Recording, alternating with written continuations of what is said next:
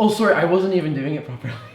No, it's fine. We'll do a couple times. Oh, thank God. I didn't know it was recording. It was recording. Oh, sorry. You definitely want to use this one. 안녕하세요. Welcome to our video about Korea. That's right. We're going to be talking about Korea today because I've never been to Korea and I want to know what I need to know before I go travel there. But luckily, my friends Sam and Audrey have, so they're fellow travel bloggers, and you guys have what? You've lived in Korea before. Yeah, we've lived in Korea. We were English teachers, and this is where we met each other. Ended up getting married, and we've since gone back as well to travel. So it's safe to say you know quite a bit about Korea. So they're gonna let you guys know what you need to know if you're thinking of planning a trip to Korea. Let's do this. Let's do this. So first thing we need to know is, do we need a visa? No, from a lot of countries you don't. And being Canadian, we get a really special long one. So we can go for 180 days, basically 6 months. Yeah, that's a long period of time. What about US? US, the EU, Britain, and Australia get 90 days each, so basically 3 months. Only half. So sad. But Canadians, Canadians. You're in luck. Yes. And that's just a visa on arrival? That's just a visa on arrival. They stamp you in. And if you were to do a visa run, the closest place to do that would be in Japan. You can actually take a ferry from Busan, and it's not too far if you want to extend your time in Korea. Currency. When it comes to currency, is it mainly a cash-based economy or is it credit cards? Can you use debit cards? How does it kind of work? It's kind of both. To be honest, sometimes your international card doesn't always work. And so I would recommending always having cash. The currency there is the Korean won. And basically it's really easy to remember because 1,000 won is more or less equal to $1 US. So if you just shave off those zeros, then you can work really easily with it. For instance, 1,000 won is $1, 5,000 won is $5. Yeah, and you really want to have cash if you're going to small little restaurants or shops because they don't always have machines for credit cards. So it's good to carry some cash for sure.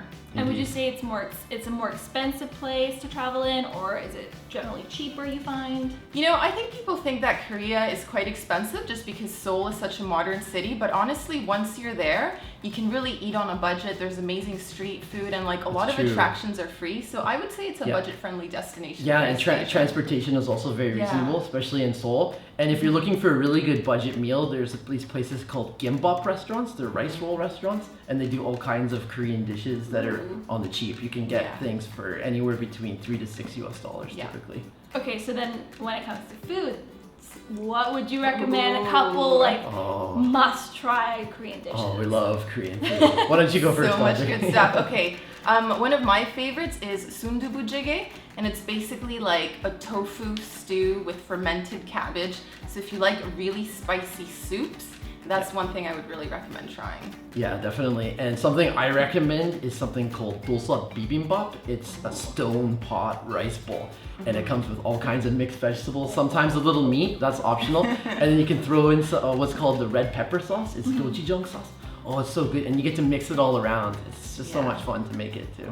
And if you want to try something sweet, I would suggest hotak. It's basically like a deep fried donut, and inside it's stuffed with like cinnamon and sugar and walnuts. It's really popular in the wintertime and it keeps your hands warm. Keeps you warm while you're outside. And in the summertime or even in the winter as well, you can try something called tteokbokki on the street. It's spicy Korean red cakes, and there's also some fish cakes thrown in.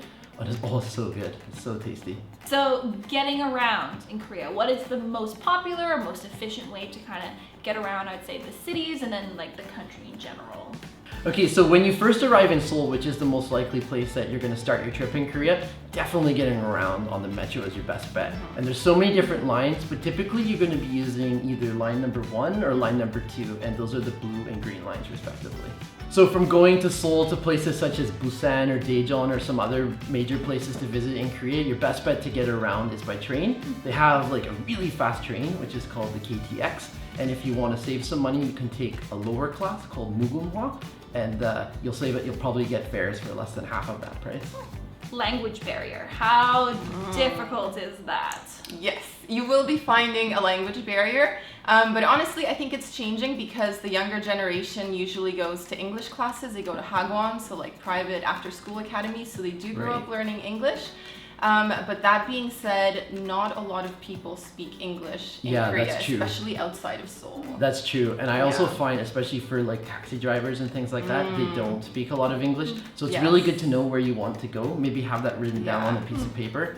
That'd be a really good idea, or to be able to show it on Google Maps. Yeah, and I would also recommend, if you're going to Korea for a while, learning how to read Hangul, which is their alphabet, their script, because that will be super handy for getting around and also for ordering food, being able to decipher the menus, because the menus are not in English. So they don't have like the English translation. No, there may be photos at Yeah. some restaurants, but usually it's just a Korean menu, and you're kind of like, ooh, what is Yeah, this? that's Point at the that's table. very I want true. what he's having. Yeah, and also Koreans, they tend to be a little bit shy about speaking English, so they may Yes. understand more than they're able to communicate to you back. So times of year. What is kind of the best time of year or times of year you'd recommend visiting?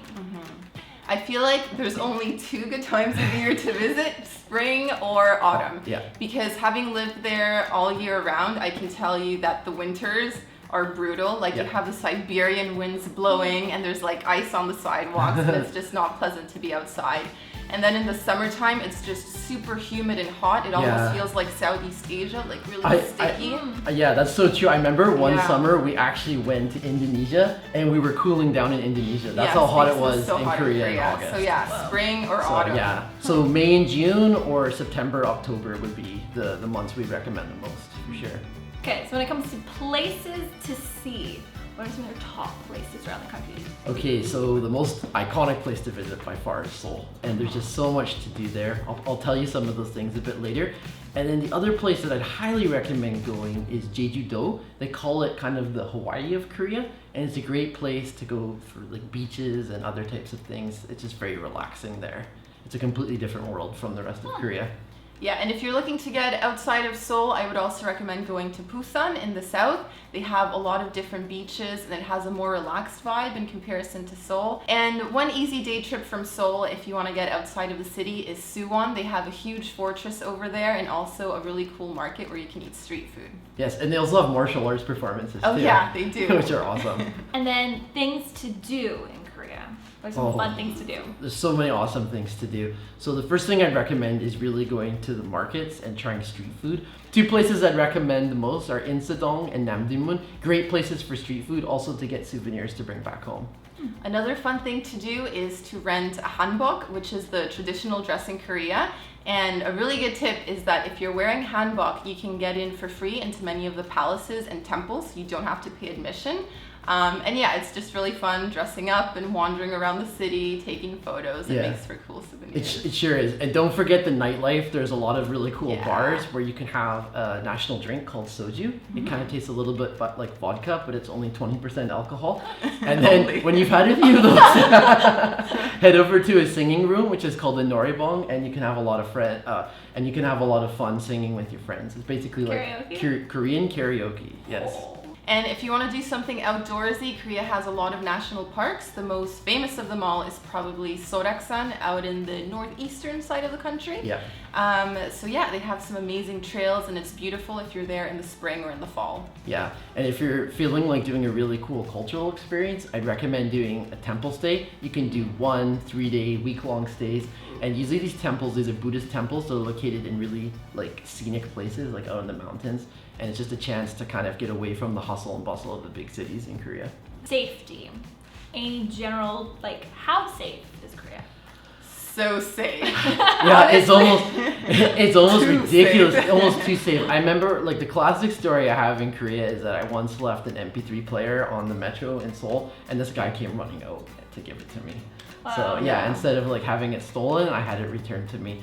One thing though to keep in mind is maybe like really late at night, if you're walking alone and you see like some men have been drinking a lot, I wouldn't walk right by them. But that's the only thing. Yeah, That's the common only thing. sense. Very common sense stuff. And then general quirks. So any other like cool things that you'd want people to know about Korea? Yeah, so something to keep in mind for sure is they do not have a tipping culture. So when you go and have like drinks or a meal at a restaurant, if you leave a tip, it'll be a little bit weird. Yeah, they'll Slightly run awkward. after you with your Yeah. money. Like, here, why are Literally. you leaving me That's this? literally happened to people before. Yeah. I guess another quirk as well in regards to money is that when you pay, you should be handing your cash with 2 hands as a sign of respect. That's So true. don't just like, throw your coins with 1 hand because yeah. I still think that's really rude and Giving things with disrespectful. 2 hands Yes, is a very good always. idea. That's Yeah, true. like even when they're pouring a drink into your cup, you hold your cup with 2 hands. So something to keep in mind.